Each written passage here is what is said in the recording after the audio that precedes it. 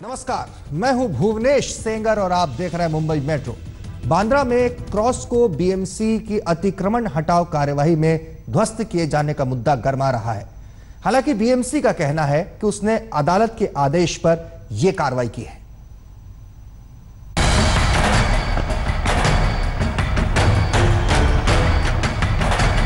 हाथ में क्रॉस लिए प्रदर्शन कर रहे ईसाई समुदाय के लोग बांद्रा के बाजार रोड पर स्थित क्रॉस को ढहाए जाने से नाराज हैं। इनका आरोप है कि बीएमसी ने जो क्रॉस ढहाया है वो 100 साल पुराना था। इससे उनकी धार्मिक भावनाएं आहत हुई हैं।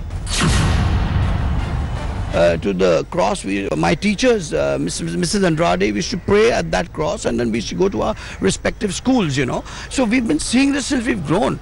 We are talking about legalizing structures for the slums, and these are places of worship, and Bandra has got inclusivity, and if you had to do something like that, you should have taken the community into confidence. 29 अप्रैल को की गई BMC की कार्रवाई को ये लोग अवैध बता रहे हैं। बांद्रा में रहने वाले इन लोगों के मुताबिक जिस जमीन पर वो क्रॉस था वो प्राइवेट है, जिसमें बीएमसी का कोई दखल नहीं होना चाहिए। निवासियों की मांग है कि बीएमसी को 2 हफ्तों के भीतर क्रॉस बहाल करना चाहिए। आज ईसाई समुदाय के सदस्यों ने एचफोर्ड कार्यालय में बीएमसी अधिकारियों से भी मुलाकात की।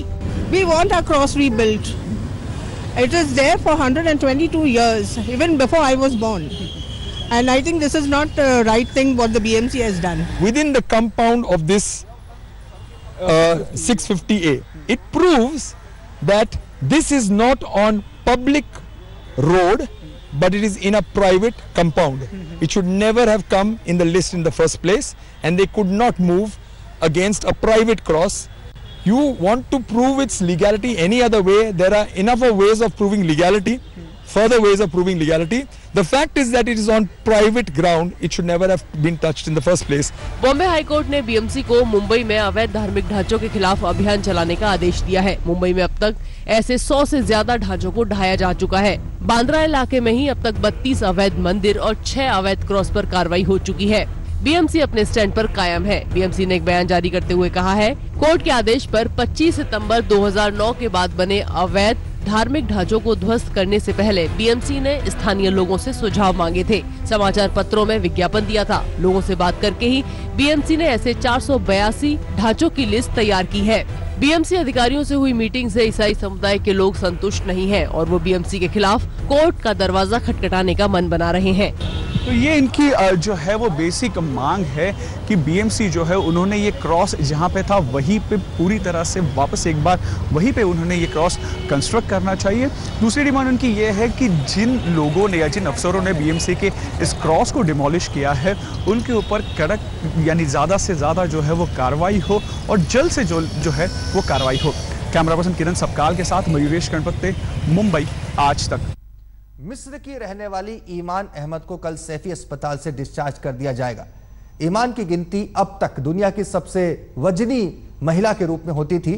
सैफी अस्पताल के डॉक्टर सर्जरी के बाद उसका वजन कम करने का दावा कर रहे हैं, पर ईमान के घर वालों ने डॉक्टरों के दावों को गलत बताया है। गुरुवार को सैफी अस्पताल से 36 साल की ईमान अहमद को आगे के इलाज के लिए अबू धाबी के अस्पताल में शिफ्ट कर दिया जाएगा। सैफी अस्पताल के डॉक्टरों के मुताबिक ईमान की तबीयत काफी बेहतर है। अबू धाबी के वीपीएस अस्पताल के डॉक्टरों ने भी ईमान की सेहत में सुधार पर संतुष्टि जताई है। उन्होंने कहा वो काफी सेटिस्फाइड थे जैसे उन्होंने देखा। उनकी गुजारिश यही थी कि उनकी जो फ्लाइट की सेफ्टी है उनको वही देखना था और वो काफी सेटिस्फाइड थे ईमान को ये देख के और ब्लड टेस्ट वगैरह देख के। ईमान को फरवरी में मुंबई लाया गया था और मार्च में उसकी सर्जरी हुई थी। सैफी अस्पताल के डॉक्टरों के मुताबिक ईमान का वजन सर्जरी के बाद 500 किलो से सीधे 176 किलो हो गया है। जो भी सब इतनी बीमारियां थी सब सिकुड़ के अभी छोटी सी हो गई है उसकी कंपैरिजन में, क्योंकि इतना वेट लॉस हुआ है। और दूसरी चीज ये है कि चलना तो अब हमने कोशिश की, हमारे जो एक्सपर्ट्स है वो उनका मानना ये है कि बहुत सी सर्जरीज लगेगी। अब उनकी सिस्टर का मानना है ये कि आप चला के ही भेजो। जब हमारे एक्सपर्ट्स कह रहे हैं कि ये मुश्किल है तो फिर हमें उनका मानना पड़ेगा। पर ईमान की बहन ने इन आरोपों को गलत बताया। उसने कहा कि डॉक्टर अपनी पब्लिसिटी के लिए ऐसे बयान दे रहे हैं और भारत आकर ईमान की तबीयत खराब हुई है। इन आरोपों के बाद सैफी अस्पताल और ईमान के परिवार के बीच काफी तनाव पैदा हो गया। हालांकि पूरी सरकारी मशीनरी डॉक्टरों के साथ खड़ी नजर आई। It is an ungratefulness towards the Indian system of medicine and towards the Saifi Hospital and Indian doctors, because they have done marvelous job. They have done very good job for the Iman at no cost. You must be knowing that every cost is bear by the Saifi Hospital. So they have not spent anything. At the same time, she has got a royal treatment, and she should be grateful to the Indian country and Indian culture that hospitality is our major thing. Saifi अस्पताल के मुताबिक ईमान के इलाज पर 3 करोड़ रुपए का खर्च आया है, जिसमें से अस्पताल को 65 लाख रुपए भारतीयों से डोनेशन के तौर पर मिले हैं। बाकी अस्पताल ने खुद ही खर्च किए हैं। मुंबई से मुस्तफा शेख के साथ आज तक ब्यूरो। शिवसेना अध्यक्ष उद्धव ठाकरे ने एक बार फिर केंद्र और महाराष्ट्र सरकार पर जमकर निशाना साधा। सीमा पार से जवानों के साथ हुई बर्बरता पर पूछा और कितना बर्दाश्त करेगी सरकार, और किसानों की कर्ज माफी के मुद्दे पर महाराष्ट्र सरकार को कोसा। एका बाजूने छत्तीसगडमध्ये नक्षलवादी पिसाळे होते, ते आपल्या हाताबाहेर गेले।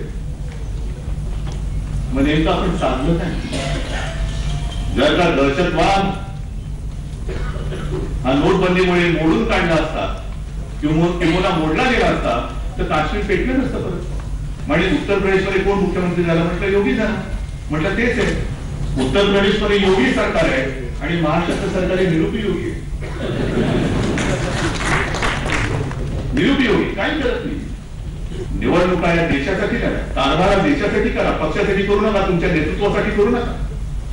तुमच्या नेतृत्वाच्या पोळ्या भरण्यासाठी जर का निवडणुका लढणार असाल तर ते शिवसेनेला कदापि मान्य होणार नाही, हे सुद्धा मी आजच सांगतो। और मुंबई मेट्रो में इतना ही। दीजिए इजाजत। तमाम खबरों के लिए आप बने रहिए हमारे साथ और देखते रहिए आज तक।